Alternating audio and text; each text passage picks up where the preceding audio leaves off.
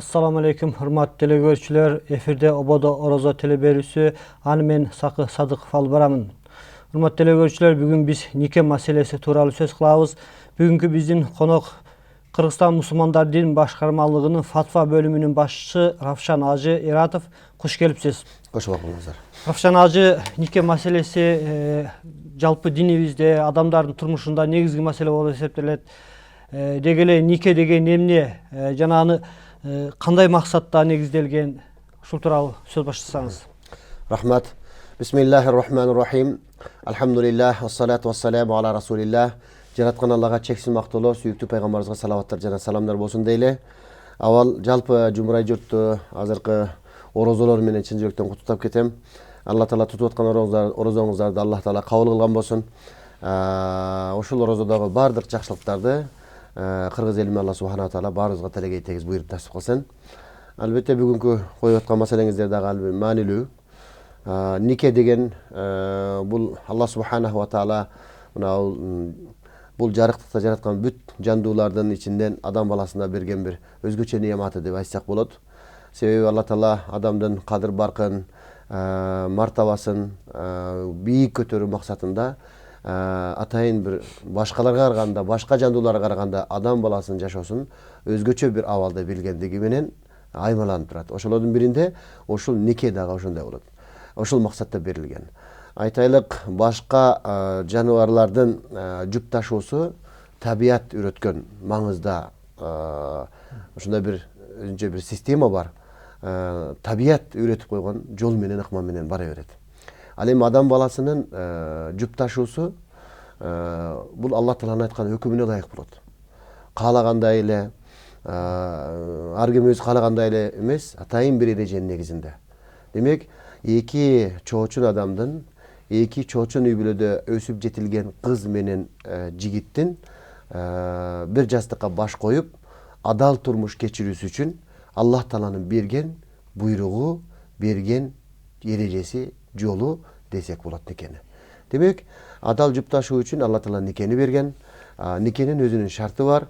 Ошол атайын эң биринчи шарты ошол жубайлардын бири-бирине болгон макулдугу менен жана ошого бир канча адамдардын күбөлүк өтүүсү менен. Тагыраак айтканда, эң азында эки адам, анын көбүнө чек жок. Көптөгөн адамдардын катышуусундагы баланчы уулу менен баланчынын кызы баш кошту деген жарыянын болушу бул никенин маңызы. Ушундай өңөттө ушул эрежеди негизге ушундай турган эрежелердин негизинде ошентип эки чоочун адам бири-бири менен баш кошуп, алар өмүрлүк жар болушуп, анан үй бүлө куруп, түтүн булатышат да. Бул демек бир жагынан алып караганыбызда ушул адам баласы үчүн берген Алла тааланын бир ыйык неаматы десек болот. Биздин зурриятты уланта турган, адамдын урпагын, тукумун улай турган болгондо дагы жупта адалдык менен, адал жол менен ошол өмүр бою бири-бирине садык болуп, бири-бирине ишеничте болуп, бири-бирине сүйүү, мейир, акыбатта болуп, бирине өбөк, бирине жөлөк болуп, ар түрдүү турмуштун катаал кыйынчылыктарында бири-бирине жөлөк болуп деген ушундай маанини камтыган нерсени биз нике деп атайбыз. Siz никенин биринчи шартын, бир шартын айттыңыз, ушта көбөлөрү болуш керек экен депчи. Анан дагы кандай шарттар бар, кандай шарттар болуш керек нике кыйлыш үчүн? Нике пайгамбарыбыз саллаллаху алейхи вассалам өзүнүн бир хадисинде белгилеп кеткен мындай деген: никелешкеле, көбөйгүлө, кыямат күнүндө мен үммөтүмдүн көптүгү менен сыймыктанамын деген. Демек, никелешүүнүн маңызында пайгамбарыбыз саллаллаху алейхи вассаламдын кыямат күнү сыймыктанамын деп айтканына караганда, демек никелешүү динибизде, биздин мазхаб боюнча бул дин амалы болуп эсептелет. Ал эми башка Шафии мазхабта болсо, бул келишимге кирип кетет. Ошончо Ханафи мазхабта пайгамбардын ушул хадисинин негизинде ибадат болгондуктан никелешкендиги себептүү да Алла тааланын астында адам соопталат. Анан эми никенин шарттарынан дегениңизге караганда, никенин албетте эң негизги эки шарты бар, жана жогору жакта мен белгилеп кеткендей. Никенин дурус болуштугу үчүн эки тараптын макулдугу, андан кийин экинчи шарты бул күбөлөрдүн болушулугу. Бул негизги шарт. ушул ижабы кабул менен ушул эки нерсе табылса, бул нике байланат. Никенин негизги байланышлыгы үчүн, никенин дурус шартына келишлиги үчүн ушу эки шарт жетиштүү. Эми буга шарт эмес, башка бир маңыздар камтылат. Аны шарт деп айтпайбыз. Албетте никени колдоп кубаттай турган, никени туруктуу кыла турган, никеден кийинки жашоону бактылуу кыла турган, эркек менен аялдын бири-бирине болгон укук милдеттери деген нерселер болот. Булар башка аталыш менен никеге мындай колдоо көрсөтүп тура турган нерсе деп айтсак болот да. Ошо динде баягы айтып калат, колдон келиш теңине жараша нике кыйса жакшы болот дегендей. Маселен, бизде көпчүлүк учурда бир никеден кийин бири-бирине кемсинтүү, тең албоо сыяктуу маселелерде келип чыккан учурлар болот да. Маселен, бирөөсү байдын баласы, бирөө кедейдин кызы дегендей. Эң сонун нерсе. Албетте никеде аль-кафаат деген бир түшүнүк бар. Мунун мааниси жубайлардын ортосундагы теңдик. Бул ошол адам кимдир бирөөгө жуучу салып жатканда, үйлөнөйүн деп бизде жуучу салуу деп коет да. Бул ошол келин тандап жатканда же кызга күйөө тандап жатканда, ошол куда болуштан кудалар бири-биринин сындашат бизде. Ар түрдүү жактан карап көрүшөт. Ошонун өзү ошол мындай теңдикти кароо деп аталат да. Теңди мындай кандай экен, биздин теңибиз бекен, биздин чарпы чамабызга чак бекен деген бир канча нерселерди камтыган ошондой бир процесс өтөт да. Кыз менен баланы жолуктурушат, анан кийин барып келишет куда тарапка, алар бул жака келишет, анан коло кошунан сүрүштүрүшөт дегендей да. Исламда дагы ошону кафаат деп коет. Ал эми кафаат эмне деген десе, биринчи жубайлардын ортосунда кандай теңдиктер каралыш керек? Ата теги жагынан теңдик каралыш керек. Диндарлыгы жагынан да теңдиги каралыш керек. Материалдык жана социалдык абалы жагында да теңдиги бир сыра каралып өтүш керек. Бирок белгилеп кетүүчү бир жагдай бар. Күйөө колуктуусунун абалынан төмөн болбогону бул жакшыраак. Колуктуга караганда күйөөнүн деңгээли ошол жогору жакта көрсөтүлгөн социалдык жана башка абалдарга караганда жогорураак болгондугу, эч болбосо бир теңден жогорураак болгону бул жакшыраак деп айтылат. Себеби мунун да турмушта өзүнүн себептери келип чыгып калат. Ал эми колуктунун кайсы бир көрсөткүчтөр боюнча күйөөдөн төмөнүрөөк болуусунда эч кандай зыян дагы жок, кемтик дагы жок болуш керек да. Албетте сиз туура жогоруда белгилеп кеткендей, ушундай нерсе теңдиктердин болбой калган учурунда бул туруктуу нике болбой калышы мүмкүн. Бул түбөлүктүү нике болбой калышы. Ушундай себепке апаргандык себептен албетте муну никеден алдыңкы кафаат исламда айтылат, теңдикти кароо маселеси да айтылган. Бул никеге чейин албетте болуш керек. Жана нике процесси башталганга чейин жубайлар бири-бирин сынап, жуучу салып аткан мезгилде ата тектин теңдигине, диндарлыгына карап коюш керек, социалдык абалы сөзсүз каралыш керек дегендей, ошол нерселер каралыш керек. Диндар дегенде эки жагы бар. Бул биринчиси, никенин шартында никеге туруп жаткандар бир динде болуш керек. Бул биринчи негизги маанилүү нерсе. Бир динден болгондон кийин дагы баягы алып аткан бирөө эми бир динде болсо дагы ошол динди практиковать этпеген болушу мүмкүн да, иш жүзүндө колдонбогон болуп калышы мүмкүн. Экинчи тарап толук колдонуп аткан болушу мүмкүн. Ушул маселеде дагы карап койгону бул максатка ылайыктуу болот. Себеби кээ бирде азыр жаштарыбыз аял алат десе мен ыймандуу алам деп атышпайбы? Ал эми ошол ыймандуу аялды алгандан кийин эртеге ошол ыймандуу аялдынга жараша жубай болуп бере аласызбы, жолдош болуп бере аласызбы дегендей. Себеби аны эптеп эле ыймандуу экен, оронуп жүрөт экен, эч кимдин көзү түшпөптүр, ал жак бул жака тескери баспаптыр дегендей эле маңызда бир көз караш менен алынып атат да. Бирок өзү дагы адам ошондой аялды издегенден кийин ошого ылайыктуу да болуш керек, өзү дагы ошол жактарында тең караш керек. Ошондо бул никенин туруктуулугу болот десек болот да. Сиз ушу жакшы маселени көтөрдүңүз. Мына азыр баягы диндеги бир диндүүлүк болсо дедиңиз го. Бизде азыр кыздарыбыз, балдарыбыз башка бир диндеги өкүлдөрдү алып атышат маселени. Ошондо кимдерге мүмкүн, кайсы диндер менен мүмкүн, кимдерге мүмкүн эмес нике кыюу, ушуну айтып өтсөңүз. Албетте никелешүү бул мусулман баласы үчүн мусулмандарга гана нике дурус болуп эсептелет. Таптакыр башка диндин өкүлдөрүнө менен никелешүүгө бизде тыюу салынган. Айтайлык, буддист дининдеги адамдар болсо же дагы башка дүйнөлүк диндер, динсиз, ошо эле дин карбаган адамдар болушу мүмкүн. Ошондой башкаларга мусулманчылыкта кыз берилбейт. Ахли китепке кыз берсе, ахли китептен кыз алса болот. Кыз алса болот, ахли китептен кыз алса болот, ахли китепке турмушка чыкса, эгер накт боло турган болсо анда болот. Бирок азыркы күндө ахли китепти биз билбейбиз. Ким ахли китеп, туурасы кайсы деп. Ошондуктан бүгүнкү күндө эмне кылыш керек? Ушул ар бир ата бала багып эрежеге жеткизгенден кийин, кыз багып бойго жеткизгенден кийин, анын бул дүйнөдөгү тагдырын дагы, ахиреттеги дагы тагдырын ойлоп коюш керек. Азыркы күндө сиз айткан көйгөй бар. Бүгүнкү күндө ар түрдүү улуттагыларга эле, динине карабастан корейлерге деле, Кытай улутуна деле, Европа улутуна деле, же болбосо жалпы дүйнө жүзүндө кандай гана улут болбосун, ошол жака турмушка чыгып аткандар бар. Бир жагынан бул албетте бир өкүнүчтүү, бир аянычтуу абал болуп турат. Эмнеге дегенде мусулман кызы башка эле диндин өкүлүнө динине карабастан эле чыгып кетип атат. Ата-энелерди жоопкерчиликке чакырып кетет элек.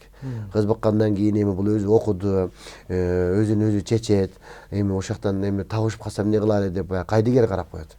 Ушул эле бул эле жашоодогу эле рахатын же болбосо бул дүйнөдөгү эле жыргачылыкты эске алуу менен эле, жеңилчиликти эске алуу менен ал ахиретин унутуп коюп атат. Мындай учурда ата-эненин жоопкерчилиги өтө чоң. Ата-эненин балага болгон милдети эмне дегенде, биринчиси наристе төрөлгөн мезгилде алга татыктуу, жарашыктуу, кийин өзү бойго жеткен мезгилде уялбай турган ат коюп бериш керек. Биринчиси. Экинчиси туура татыктуу талим тарбия бериш керек. Аллахты таанытыш, Аллахтын элчисин, анын динин таанытып коюш ата-эненин милдети де таанытыш керек.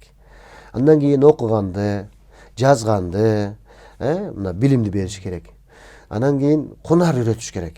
Эркек бала болсо, мына колунда кандайдыр бир кесип, анан ошол атка мингенди, сууда сүзгөндү, жаа атканды, кыргыз эли жоочул эл болгон, көчмөн калп болгон, ошого байланыштуу бардык нерсени эркекти үйрөтүп келген. Бул ата бабабыздын жакшы салты. Муну биз балдарыбызга бүгүн үйрөтүшүбүз керек. Андан кийин кыз бала турган болсо, үй окаттары, ушундай нерселер кылыш керек. Анан эң негизгиси эрежеге жеткенде теңин таап турмушка узатып коюш керек, теңин таап аял алып берип коюш керек. Теңин деп атабыз, көрдүңүзбү? Анан биз коюп атабыз да балдарды. Алар барып туруп теңим деп атат, теңи болбой чыгып калып атат. Анан турмуш кургандан кийин эле бат эле үй бүлө бузулуп кетип атат. Анан ата-энеге бир канча каражат коротуп, дүңгүрөгөн той берип жашагандан кийин аз мезгилден кийин алдашып кетип атат. Ошол ата-эненин өзүнүн вазифасын аткарбагандыкта. Ата-энеси кыздын тарабын жакшы сүрүштүрүп, кыз тарап ата-эне тарапты жакшы сүрүштүрүп, биздин теңибиз бекен, анан бала кыз бала эртеге неме болуп кетер бекен, турмуш куруп кете алабы экен деген нерселерди дагы эске алыш керек. Анан бир эле бала менен кыздын көңүлү келип туруп, болуп туруп үйлөп коелук деген дагы жетишсиз. Же болбосо кыз менен баланы таптакыр көрүштүрбөстөн туруп эле болду, биз үйлөндүрөбүз деп силер да үйлөтүп коюшту. Бул дагы туура эмес. То есть бул нике бул бир өмүр эки адамдын турмуш кечирүүсү болгондон кийин ата-эне бул маселеде кайдыгер болбош керек. Ошонун катарында мына биздин кыздар ар түрдүү улутка чыгып кетип атат. Ата-энеси кайдыгер же болбосо киреше албайт. Ал качан эле өзүнүн ата-энелик бийлигин, ата-энелик таасирин баласынан алып токтоп калган. Мурда эле баласы же кызы ата-энесин тоготпой калган да. Ата-энени мен өзүм чечем деп калган. Бир нерсе десе аралашпагыла, мен өзүм чечем дейт. Анан эмне кылат байкош ата-эне? Ошон үчүн баланы башынан деп эмне үчүн айтылат? Баланы башынан деген сөздүн мааниси ушунда. Бала, мен сени багып атам. Вакыты келсе сен мени багарсың. Көзүм кайтып о дүйнө узасам, аркамдан топурак салып Куран окурсуң деген бир маанилүү нерсе бар да бала багыштан. Анан балалуу жакалуу болсоң, эртеге карасам, небере баксам, карасам, картасам, келиним чай коюп мага кызмат кылса деген нерселер бар. андай кыргыз элдин каада салтында дагы динибиздин дагы баалуу ушундай сыпаттары унутулуп чыгып кетпеш керек. Ошол башка улут менен чыгып атканда дагы биздин кыздар да балдар да караш керек. Токточу, мен диниме ылайыкпы? Мен бул эле жашоону жашабайм да, мусулман болгондон кийин о дүйнөдө жашоом бар. Ол дүйнөм күйүп кетпесин. Ал дүйнөдө бактысыз болуп калбашлык үчүн мына азыр ойлонуп туруп чечим кылыш керек дагы. Ошол бир гана ислам дининдеги диндаш, бир диндегилерге нике болуш керек. Азыр көбүнчө мына Кытайларга, анан Корейлерге чыгып аткандар эмне үчүн чыгып атасыңар десек, бул жигитим ислам динин кабыл алып атат деп ушинтип кандайдыр бир келме келтиртип коюп ушундай жол таап алып атышпайбы? Бул ушуга мүмкүнбү эми? Жок, бул жерде албетте эгер ошентип эки тарап бири-бирине көңүлү түшүп калган болсо, ар бир мусулман баласы жоопкерчил болуш керек да. Эркекпи, аялбы, мейли мен муну жакшы көрүп калдым, же бул мени бирибизди жакшы көрүп турабыз, бирок биздин үйлөнүшүбүз үчүн динибиз жол бериш керек деш керек. Динибиз жол бербесе, мисалы үчүн мусулман баласы башкага турмушка макулдугун берсе, мен сага сен менин биздин динде болгонуңда гана мен сага макулмун деген шартты коюш керек. Ал ошол шартты кабыл алып, ички дүйнөсү менен толугу менен макул, мен ушул динди толугу менен кабыл алдым деп өтүп, динди кабыл алуу жолу бар да, ошол жолу менен кабыл алып, диндин толук шарттарын бир кармаганга убада кылып, кармап баштаса, анда никеси дурус албетте. Муну дурус деп эсептейбиз. Анан эми никени кимдер кыюуга уруксат? Маселен, азыр эми нике кыйдырабыз деп көчөдөн бирөөнү алып келип, анан ал эмнени окуп атат, кандай окуп атат, кайсы нике дуасына окуп атат, ошону эч ким билбегендер да бар да. Албетте, нике жооптуу нерсе да. Анан нике кыйган дагы бул жооптуу нерсе. Бул жоопкерчиликти бул дүйнөдө да тартат, акыретте да тартат. Нике кыйган адамда жоопкерчилик бар болот. Муну мас'улият деп коет. Анан өзү негизи исламда мазун деп коет, изин берилген, уруксат берилген компетенттүү же болбосо азыркы күндө нике кыюуга укук берилген адамдардын нике кыйганы жакшы. Себеби нике кыюу жоопкерчилик да. Албетте бул жерде никенин шарттары ардуу шарт болуп калышы мүмкүн. Никенин шарттары табылса, ошо нике кыюучу экөөнүн макулдугун суроо менен, эки адамдын макулдугу менен нике кыйып койсо, никеси дурус болуп эсептелет. Бирок нике жооптуу нерсе болгондуктан никеге эртеге жооп бере турган адам нике кыйганы жакшы. Бул бүгүнкү күндө молдолор, же болбосо Кыргызстан мусулмандар дини башкармасы тарабынан атайын имам деп дайындалган инсандардын нике кыюусу бул абзел, мына ушундай болуш керек деп эсептейбиз. Албетте, ушул алкакта бир нерсени бүгүн айта кетейин деп турам. Мына Кыргызстан мусулмандар дини башкармасы Кыргызстан мусулмандарына дини сапаттуу кызмат көрсөтүүнүн үстүндө иштеп келебиз. Агартуу үстүндө иштеп келебиз. Аялдардын билим деңгээлин жогорулатуу, калктын билимин жогорулатуу алкагында жума мечиттерде жума өткөзөбүз. Окуу, тренинг, семинарлар өткөзүп турабыз. Аялдарга өзүнчө, эркектерге өзүнчө. Анан барган сайын мына дини кармангандар көбөйүп атат. Динибиздин бардык тараптарынан муктаждыктар келип чыгып атат. Ошолордун биринде мына үй бүлө маселеси, нике маселесинде мына акыркы мезгилде никеге туруп жатат, ошол эле мезгилде никеде туруксуз болуп, никеден кийин ажырашып кетүүлөр да көп болуп жатат. Мунун ар түрдүү себептери бар. Ушундай теңсиздик, социалдык теңсиздик болгон себептен дагы болуп атат. Үй бүлөдөгү келишпестиктер болуп атат. Жубайлардын ортосунан бири-бирине баягы жакшы тааныбагандык себептен дагы болуп атат. Анан экинчиси баягы талак маселесин жакшы билбестен туруп эле бир аз эле үй бүлөдө эми уруш талаш болот да. Бир аз эле уруш талаш болсо эркектердин чыдабастыгы пайда болду, сабырсыздыгы пайда болду. Дароо эле талак айтып салуу. Анан талакты айтканда дагы жанагындай талакты ажырашууну, никени бузуучу факторду булар баягындай турмуштук аялды жазалоочу курал катары колдонуп алгандыгы бүгүнкү күндө себеп болуп жатат. Ошолордун баардыгын алдын алуу максатында, үй бүлөлүк институтту бекемдөө максатында атайын Кыргызстан мусулмандар дини башкармасы бир жаңы долбоорду баштап жатабыз. Долбоор десек дагы болот, буюрса, Рамазандан чыгышы менен нике каттоо журналын ишке киргизели деп жатабыз. Мен көрсөтүп да коеюн, буюрса мындай ар бир Кыргызстан мусулман дини башкармасында иштеп жаткан имамдарыбызга нике каттоо журналын беребиз колуна. Имамдарыбыз бул журналды алыштан мурда атайын окуудан өтөт. Дагы бир сыйра. Бир сыйра окуудан өтүп, колдоруна сертификат алып, ошол нике кыюунун эрежелерин мындай дагы бир сыйра жетилтип, бышыктап, анан Кыргызстан боюнча бирдиктүү окшош нике кыюу тартибине кириш маселеси да камтылган да. Себеби бул жерде нике берилген адамдын аты жөнү жазылат. Андан кийин бул жерде нике кыюуга керектүү болгон жол жобо эрежелер, азыркы биз айткан теңдик маселеси бар. Андан кийин махыр, калың маселеси бар. Андан кийинки ошол эле жерде аялга байланыштуу нифас, айыз маселелери, андан талак маселеси боюнча түшүндүрмө кеңири берилди. Кандай учурда айтканда талак түшөт, кандай айткан учурда талак түшпөйт, бул маселелерди дагы карадык. Андан тышкары акыйка, бала тарбиялоо, ошого окшогон маселелерди камтыдык. Ар бир нике кыюучу инсан катталат. Чар жайыт маселе кылбастан негизги багытталган ушул жерде коюлган маселелер боюнча түшүндүрмө жасайт жубайларга. Никеден алдыңкы түшүндүрмө берет. Андан кийин нике жасайт. Окуган никесин, кыйган никесин ушул нике каттоо журналына каттайт. Бул жерде айтканбыз, шариаттык никени каттоого алуу анкетасы гана. Бул бизге эмнени бермекчи? Бул каттоо бизге эң биринчи ошол нике кыюучу адамдын жоопкерчилиги. Бул өз учурунда нике кыйып жаткан мезгилде жубайларга никенин шарттарын түшүндүрдү дегенди түшүндүрөт. Экинчиден, никеге катышкан күбөлөр кимдер болгон бышыктайт. Нике кыйып жаткан мезгилде эркекке болгон милдеттемелер бар. Аялды никеге алып жатканда никенин шарттары бар да, өзү никеге тургандан кийин эркек эмнелерге милдеттүү.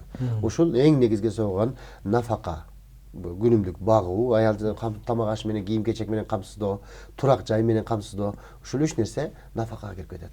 Ушул нерсени эркектин мойнуна ушул нике аркылуу берип, жана ошого күбө болуп кол коюшат.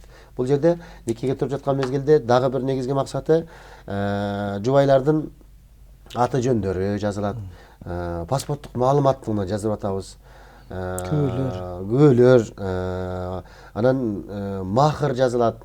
Бүгүнкү күндө бул аялдардын никеден кийинки социалдык, укуктук, анан мурастык, мүлктүк укуктарын камсыздоо максатында түзүлүп атат да бул.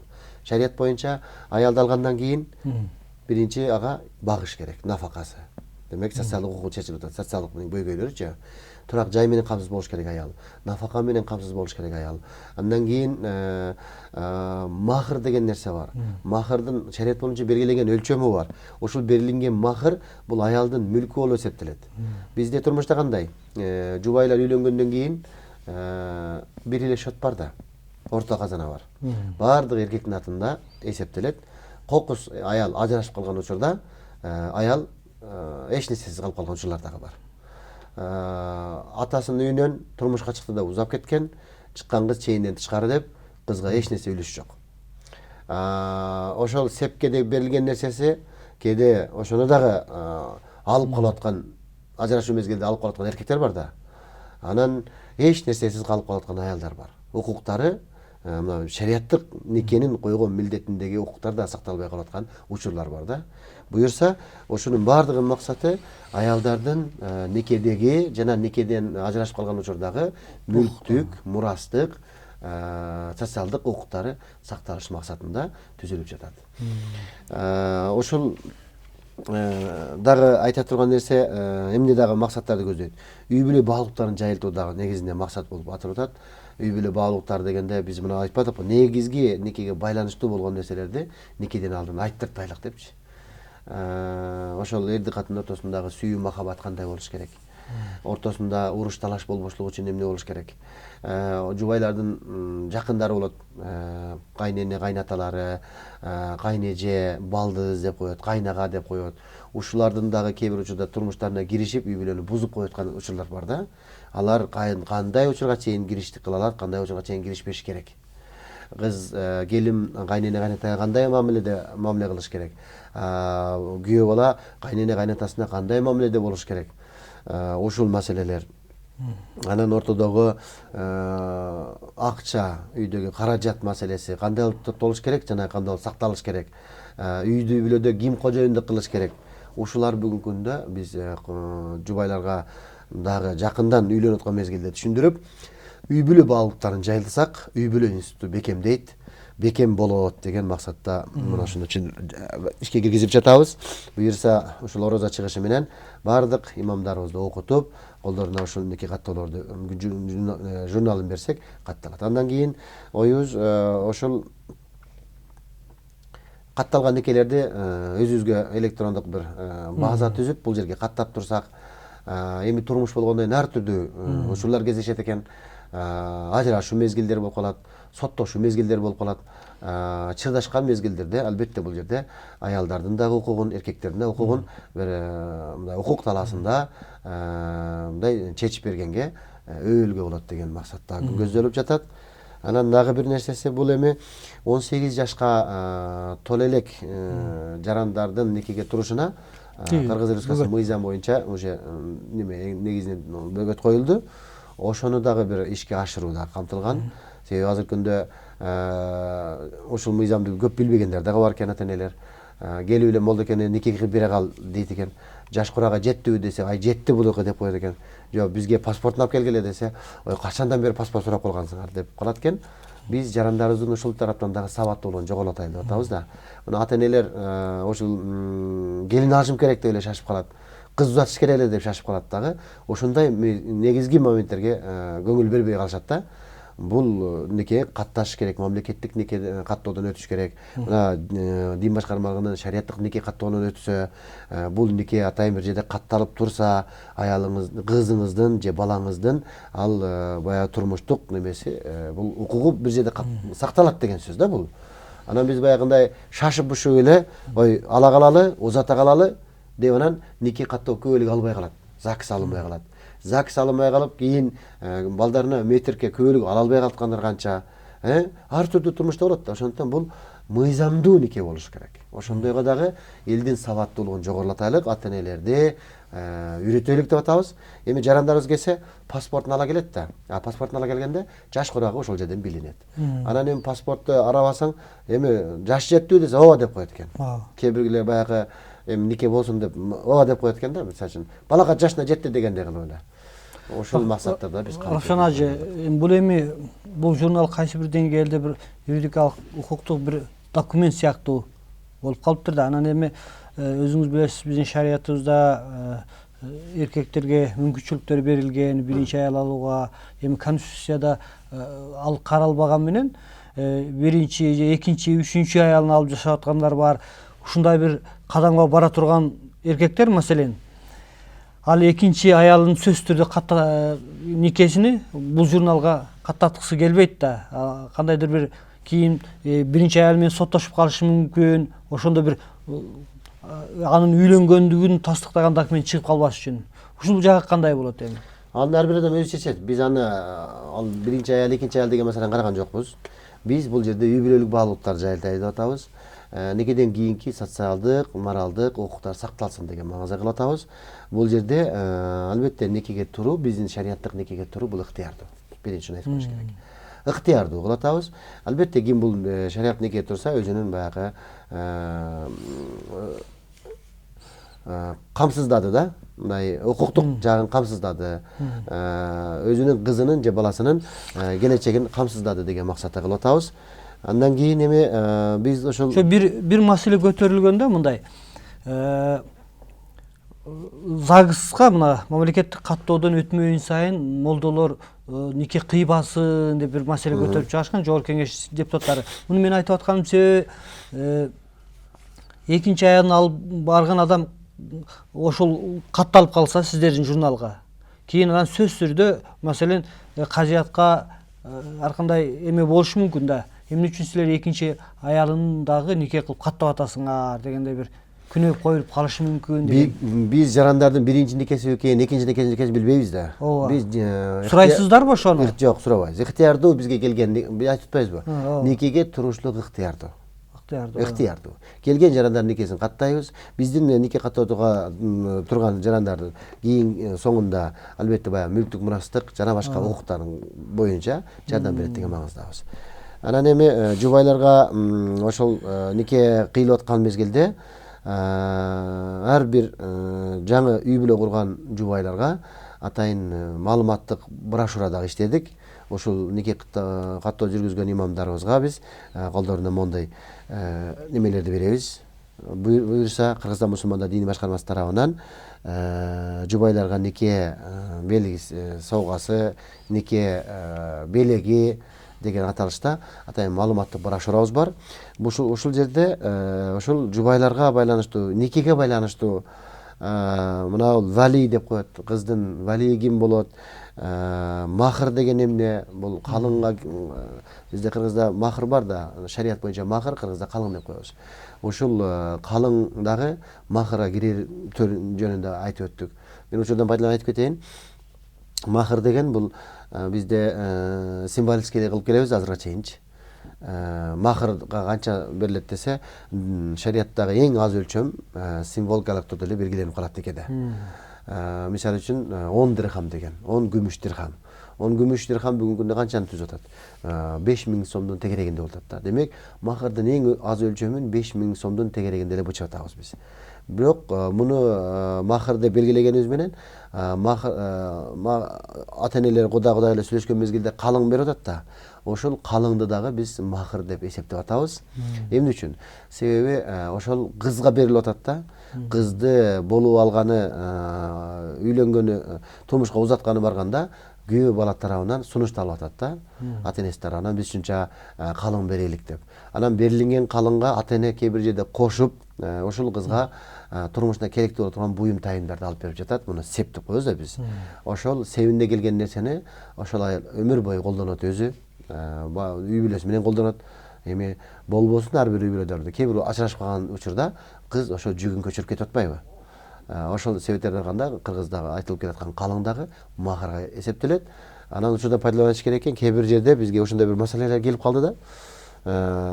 Ажырашып кеткенден кийин калыңды бербеймин деген эркектер да пайда болду. Бул калыңга биздин акчабыз кеткен, калыңды биз төлөгөнбүз, ошондон калыңды таштап кетесиң деген маселе пайда болду. Ошондон улам биз айтып атабыз, жок, сиз ошол аялды өзүңүзгө алып аткан мезгилде шарият боюнча атайын норма бар, кызга калың махыр берилет. Бул ошол кыздын акысы, анын мүлкү болуп эсептелет. Ал мүлк сиз бердиңиз, сиздин колуңуздан чыкты, кыздын мүлкүнө кирди. Ал эми ажырашкан учурда мынанын жарымын таштап кетесиң, же буну бербеймин дегенге акыңыз жок демекчибиз да. Себеби бул кыздын акысы. Анан махырга же болбосо ошол үйлөнүп турмуш курып аткан мезгилде атасы тарабынан берилген белектер, хадиялар, өзү кыз мезгилинде тапкан мүлкү, бул кыздын жеке мүлкү болуп калат. Ал турмушка чыккандан кийин деле. Ал өзүнүн жеке мүлкүнө ээ болуш укугу бар шарият боюнча. Ошону дагы биз түшүндүрүшүбүз керек болуп атат да. Аял киши өзүнчө банктык шот ачат бүгүнкү заман менен. Ошол жерде өзүнүн каражатын сактаса. Мисалы үчүн мурунку мезгилдерде аялдарга махырга деп алтын берген да. Анан өзүнүн кыз мезгилинде атасынан, башка бирден белек алган, мураска калган, ар түрдүү жол менен топтолунган байлыгы кыздын өмүр бою байлыгы болуп калат. Турмушка чыккандан кийин ал күйөөдүкү болуп калбайт. Ал өзүнүкү, жеке өзүнүкү болот. Кааласа күйөө менен бирге жашап аткан турмуштагы турмушуна жардам бериши мүмкүн. Жок, муну мен мүлкүм өзүм сактайм, өзүм иштетем десе акысы бар да. Ушул түшүнүк дагы бүгүнкү күндө таралыш керек болуп атат. Себеби ушул каражат маселеси боюнча дагы үй бүлөдө жаңжалдар чыгып аткан бар да. Анан зекетке жетип калса, аялдар ошон үчүн өз алдынча зекет берет. Эркек өзүнүн мүлкүнөн берет, аял өзүнүн мүлкүнөн берет деген сөз да. Демек, махыр деген нерсе дагы бүгүнкү күндө өтө маанилүү болуп турат кыз келиндердин немесинде. Бул дагы баса белгилеп кеттик. Эми азын улак албетте турмушта жанагындай оң тетерде маселе болот эмеспи? Бардыгы эле биз ойлогондой боло бербейт турмуш. Жубайлар бири-бирин сүйүп, урматтап, тынчтыкта бири-бирин жакшы көрүп, ишенип эле жашап калган турмуштар көп эле кездешет. Бирок тескерисинче турмуштун ар түрдүү сыноолору болот. Ошол сыноолорго чыдабастан бири-бири менен акыйнек айтышып, катуу тилдешип, анан бир ажырашка чейин барып калган сүрөттөр кездешет. азыркы күндө турмушта мусулмандардын билим сабаты тайыз болгон талак маселеси бар да. Талак деген сөз билбепмин, мен укпапмын деп келет да, талакты айтып алыпчы. Ошон үчүн айтып коелу атабыз, талак деген сөз бул бошотуу деген сөз. Жанагы эки адамдын катышуусу менен сиздин никеңиз байланган болчу, ошол аялды өзүңүздүн карамагыңызга алдыңыз эле, нике менен байлап турдуңуз эле, бул меники деп. Менин мүлкү менин мойнумда турат, жоопкерчилиги меники деген байламтаны талак дегенде бошотосуз. Чечтим мен. Сени мен өзүм жоопкерчилигимден чыгардым деген маанини түшүнөт. Сен менен ажыраштым деген сөз түшүндүрөт. Ошон үчүн талак маселесинде оюн жок бул жерде. Азыл тамашасы жок. Үч нерсе бар, мына пайгамбар динибизде айтылат. Саттым деди, ал кайтып сиздики эмес эми ол. Кулум азат болсун деди, ал азат болуп кетет, кайтып кул болбойт. Аялым талак болсун деди, ал талак болду, кайтып катын болбойт, аял болбойт. Айтылган сөз бул жерде атылган окко барабар. Айтып алып, билбей калыпмын, мен кайттым десе кайтпайт эми бул. Башка сөздө билбейм, эркебиздин илабүзү бар деп коет го, илабүз деп коет. Эмне үчүн деп койгон? Себеби Кур'ан-ы Каримде Кудай айткан: "Ар-риджалу каввамун алан-ниса", риджалуна каввамун алан-ниса, садакаллаху алазим. Эркектер үй бүлөдө башчы деген. Демек аялдардын үстүнө эркекти башчы кылып берген, ошол талактын тизгинин, үй бүлөнүн никесин бузуу же бирге жашоону токтотуу укугун эркек гана тапшырган. Эгер аял мен ажыраштым десе, ажырашпайт. Эркек ажыраштым десе, талагымды бердим десе, ойноп айтабы, жинденип айтабы, кызганып кетип айтабы, оозунан чыккан сөзгө жараша талак түшүп калат. Ошон үчүн эркектерди биз жоопкерчиликтүү болууга чакырабыз. Үй бүлөнүн башчысы катары бул никени чечиште, талакты айтышта жоопкерчилик болуш керек. Бул эрди катын уруша кеткенде эле уруша турган сөз эмес. Аялды жазалай турган сөгүш сөз эмес бул. Талак сөзүн айтып мокуму канып атат да бүгүн эркектердин. Андай болбош керек. Анан 3 күндөн кийин караса 5 баласы бар экен. Ой, бул көңүлдөрү бар экен. Булар жашаш керек экен. Анан биз талак айтып алдым эле 3 талак, бизди жараштырып койгула, биз жашашыбыз керек. Жол жок десең, эми шарият гумандуу болуш керек да. Мен билбедим эле да, деп анан башка бирөөгө док коюп келет да. Сиз урушуп аткан мезгилде сиз өзүңүзгө ээ болушуңуз керек эле. Аялыңызды урушам десеңиз, башка сөз менен урушуңуз. Же урушпай эшикке чыгып кетиңиз. Канчалык же аялыңыз сизге талагымды бер деп туруп алса, бербей коюңуз. Бергениңизден кийин эми сөзүңүзгө туруңуз, эркектин илабүзү деп коет ошону. Ошондуктан бул жерде жаңылыштык менен дагы, билбестик менен дагы айтып алышлык эч кандай жоопкерчиликтен куткарбайт. Кээ бирөөлөр ниетимде жок эле, чын көңүлүмдө жок эле, ооз учунан гана айтып койгонмун деп.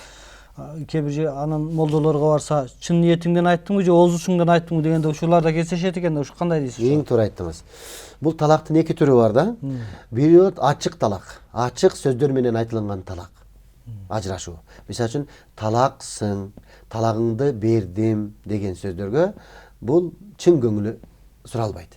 Бул мезгилде чын көңүлү эске алынбайт. Көңүлүм менен айттым, көңүлүм жок айттым, ниетим менен айттым, ниетим жок деп айттым деген бул вариантта алынбайт. Бул 1 десе 1, 2 десе 2, 3 десе 3 түшүп калат. Ачык сөз айтылганда. Талактын экинчи түрү бар, бул жабык талак же кыйыр талак деп коелучу. Кыйытма талак. Жооңду бердим, башыңды бошоттум деген сөздөрдү айтса, талак түшүшү мүмкүн эгер чын көңүлдөн айтса. Ошон үчүн чын көңүл суранат бул мезгилде. Ой, мен жооңду бердим, бар кетсең кетчи деп апасынын үйүнө кетирип койгон болот. Кайра жарашайын деп келгенде, бунда көңүлүн сурайбыз. Ош, урушупсуздар, кетирипсиз, эмне ниет менен айттыңыз эле деп сурайбыз. Ой, чын көңүлүн эмес, ушул жөн эле бир урушуп кетип эле айтып койдум эле. Жок, бир аз өзүнө келсин деп опузалап койдум эле десе, анда бул талакка жатпайт. Эгер чын көңүлдөн айткан болсо, анда талакка жатат. Ал эми биринчи вариантта талак сөзү ачык айтылганда, ал жерде көңүл эске алынбайт. Ушуну туура билиш керек да. Эми ушул талактын баскычтары тууралуу айтсаңыздар, кээ бир учурда маселен бир талак бергенден кийин шарият уруксат берет экен кайра кошулганга деп, экини берсе болбойт экен, 3 такыр болбойт экен деп, кандай учурда кайра кошулуп жашаса болот? Эң туура суроо айттыңыз. Талактын баскычтары биринчи өзү негизи бир адам экинчи аялга үйлөнгөн мезгилде ушул өмүрүнүн акырына чейин ошол турмуштук маселелерге байланыштуу кокус көңүлдөр келишпей калса деп укук берген. Милдет эмес, эркекке укук берген. 3 жолу талак айтканга. Өмүр бойга. 3 огуң бар деген сөз да бундай айтканда. Бизде жаңылыштык айтат. Ошол 3 укукту автоматтык түрдө айтып коюп атат да. Биз шуну кайтарат элек. Автоматтык түрдө айтпаңыз. Ажырашуу керек болсо, бул ажырашуу пландуу ишке ашыш керек. Бир талак ажырашууга жетиштүү. Бир талак менен токтоңуз. Аялдарда талак сураса, бирди берсе, экинчисин сурабаңыз. Үчүнчүсүн сурабаңыз. Бир талакты бергенден кийин токтоңуздар. Болду, биз ажырашып кеттик, шуну менен ой тоба деп токтош керек. Ушул сөз ажырашып кеткенге жетиштүү, кайра жарашам десе жол бар. Демек, талакты автоматтык түрдө делет, эми бирден уда бир сөз менен 3 талак деп айтпаш керек. Бир талак айтса жетиштүү болот. Бир талак айткандан кийин жараштырса болот. Кайрадан никени жаңыртса болот. 2 талак айтып алган болсо, муну эми катар айтып алдыбы, же бирин айтып кайта экинчиси дагы кайталанып калдыбы, экинчи талак айтылса дагы кайрадан никесин эскертүү менен жаңыртса болот. Эми 3-чү жолу нике талакты кайталай турган болсо, эми шарият айтат. Жок, силер экөөңөр бактылуу боло албайт экенсиңер. Аял башка турмуш курсун, сен башка жаша, кайра силердин никеңер жаңыртууга жатпайт деп болду, чек койгон. Демек, талак 3-чү жолу кайталангандан кийин нике жаңыртууга жатпай калат. Аялы күйөөгө чыгып, турмушка чыгып, аны менен да ажырашып кайра келсе болот деп айтышат го. Албетте, бул эми Башка бирөө 3 талак алган талак 2 жолу кайталанат. Андан кийин же жакшылык менен жашасын, же жакшылыкча узатып койсун. 3 талак алган аял башка турмушка чыгып, турмушу тайкы болуп, тагдыры тайкы болуп, кокус ажырашып, кайрадан мурунку биринчи күйөөсү менен табышып жашайм десе, анда шарият кайрадан 3 талак укугу менен никесин жаңыртууга уруксат берет. Бул дагы бар. Турмуштан ажырап кеткенден кийин дагы болбойбу десе, жок. Турмуштан ажырап кеткенден кийин 3 талак жанат, жоюлат. Андан кийин жубайлар кайра жашаса болот. Бирок 3 жолу талак айткандан кийин дароо кайра 4-сүнө нике кыйганга албетте болбойт. Эми никени канча убактылуу нике кыйса болот дегендер да болгон. Анын үстүнө анан никесиз жашап жүргөндүн кесепети кандай болот? Ушул тууралуу айтсаңыз. Эң туура суроону бердиңиз. Биринчиден, никесиз турмуш, никесиз жашоо бул арам жашоо. Мусулман баласы үчүн эң оор нерсе. Бул биринчиден мусулман үчүн көөдөн азабы, көкүрөк азабы деп койсок болот. Ошол жашап жүргөндөрдө эле тишини көрсөтүп күлүп жүргөнү менен, сыр бербей мындай бактылуубуз деп жүргөнү менен көкүрөгүндө, жүрөгүндө бир азабы бар. Ал дегендик мен никесиз жашоодомун дейт. Менин балдарым никесиз төрөлүп жатат. Аллахтын шариятын бузуп жатам. Кокус кырсык болуп кетпесе экен. Ушул никесиз жашоонун кесепети мени урбаса экен деген коркунуч бар. Муну имандуу ар бир жүрөк ушинтип сезет муну. Эреже боюнча, усул боюнча никесиз жашоо арам. Никесиз жашоодо төрөлүп калган балар дагы никесиз төрөлүп калды. Буларды жарык дүйнөгө алып келген ата-эне Алланын астында да, коом астында да, эл астында да, ошол жаңы дүйнөгө, жарык дүйнөгө келген балдар астында да айыптуу, күнөөкөр, кыямат күнү жооптуу болуп эсептелет. Ошондуктан бул никесиз жашоодон мусулман баласы сакталыш керек. Андан кийин экинчиси бар, ойноштук, же болбосо зына. Бул никелүү жубайлар жашоосу эмес. Булар убактылуу кумар кандыруу зына деп коет. Аз-зани ваз-занияту фажлиду куллу вахидин ми'ата жалдатин деген. Бул шарият эрежелери боюнча күбөлөрдүн толук составы менен булардын зына кылгандыгы эгер кармалса, шарият нормасы боюнча 100 камчы ургула деген, же болбосо дарра тартылат да буларга жаза берилет. Бардык эле диндерде бул никесиз баягы ойноштукка, зынакорлукка баргандык муну катуу жазалап келет. Бул дүйнөдөгү жазасы дагы бар, ахиреттеги жазасы оор. Ошон үчүн бул нерседен сакталыш керек, кайтыш керек. Убактылуу нике түшүнүгү бул ислам дининде сунни ахли сүннет вал жамаатта муттафакун алейх арам болуп эсептелет. Убактылуу нике бир гана шииттерде бар азыркы күндө. Кайсы бир аймакка барса 3 айгабы, 1 айгабы, 1 жылгабы белгилүү бир мөөнөткө belgilүү bir каражаттын ордуна же белгилүү bir буюмдун ордуна убактылуу нике кыюу шииттер мазхабында гана бар. Ахли сүннөттүн бардык мазхабтарында, Ханафи мазхабында, Шафи дүйнөнүн 4 мазхабынын бардыгында буга арам деп тыюу салынган. Ошон үчүн бул нерседен да сактаныш керек. Эми никени кыюу мезгилинде кыздын же баланын өзүнүн жок болуп калышы дагы маселе бар экен да. Кээде экөөсү тең жок болуп калган учурлар болот экен. Ошондо бул нике кандай кыйылат? Өзү нике жубайлардын, күбөлөрдүн өзүнүн катышуусу менен дагы болот. Жубайлардын никенин күбөлөрүнүн негизги нике кыйылып жаткандардын өкүлдөрүнүн катышуусу менен дагы болот, ишке ашса болот. Муну өкүл деп коет. Мисалы үчүн шарият боюнча көпчүлүк учурларда кыз өзү катышпайт, кыздын өкүлү катышат. Вали катышат. Кыздын валиси кыздыга өкүл шайлап берет. Өзү түздөн түз валиси. Вали деген ким? Биринчи валини түшүндүрүп коеюн. Вали деген бул камкорчу. Же болбосо колуктуу тараптын өкүлү. Камкор эң жакындарынан турган өкүлү болуп эсептелет. Бул балага дагы вакил боло берет. Вали бар, кызга дагы вали. Көпчүлүк бул вали камкордук кыз бала үчүн көп колдонобуз. Шариятта аялдын улуу небереси, атасы, чоң атасы, аталаш энелеш бир туугандары, атасынын бир туугандары бул вали болуп эсептелет аял үчүн. Ошол адамдар кызга ээлик кылат. Кыздын колу кимден суралат десе, биринчи атасынан суралат. Атасы жок болуп аткан болсо, уулунан. Аялдын улуу уулу, небереси, атасы, чоң атасы, аталаш бир туугандары ошолдон суралып кете берет да болчу. Болсо атасынан суралат, болбосо абасынан суралат. Ошондой эркек сөйөктүү жактагылардан кыздын колу суралат. Кыз ошол адамдын камкордугунда болот. Ошол адамдар кызды коругуна алат. Бул биздин кыз. Бул деп кызды өзүнө сөөгү олордук болот. Камкордук ошолордук болот. Колун сурап келсе, ушулардан сурайт. Кода, колдугубуз бар деп келсе, ушуларга келет. Ушул адамдар вали боло алат. Демек, вали болгон адам кыздын тарабынан өкүл болуп никеге катыша алат. Катыша алат, өзү жок болсо. Катышып, ал биринчи кыздан сурайт. Сен ошо баланчы, улуу баланчыга турмушка чыгып, аял болууга макулсуңбу деп сурайт.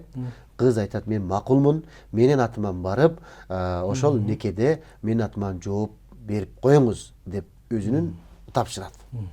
Анан ушундай менен нике ишке ашса болот. Эми бирок дагы бир сүрөт, сизден айткан сүрөтүңүз калды. Азыркы күндө бир жаңы сүрөт пайда болду. Алыста Skype менен же болсо ушундай кылса болобу дейт. Азыркы күндө алымдар, окумуштар айтат, этият үчүн муну кылбаган жакшы деп. Болгону эң шарияттын эски өзүнүн усулдук нормасын колдонгула деп атат. Кыз ошондой эле Skype аркылуу үйүндөгү жакын бир туугандарынан бирөөсүн өкүл кылсын, ошол эки өкүл никеге келип катышсын дагы, мен баланчынын атынан өкүл болуп катышып жатам, ал ушул никенин болушуна макул деген өзүнүн макулдугун берсе, нике байланат. Эми убактыбыз соңуна чыгып калды. Кыскача гана кимдерге нике кыйганга болбойт?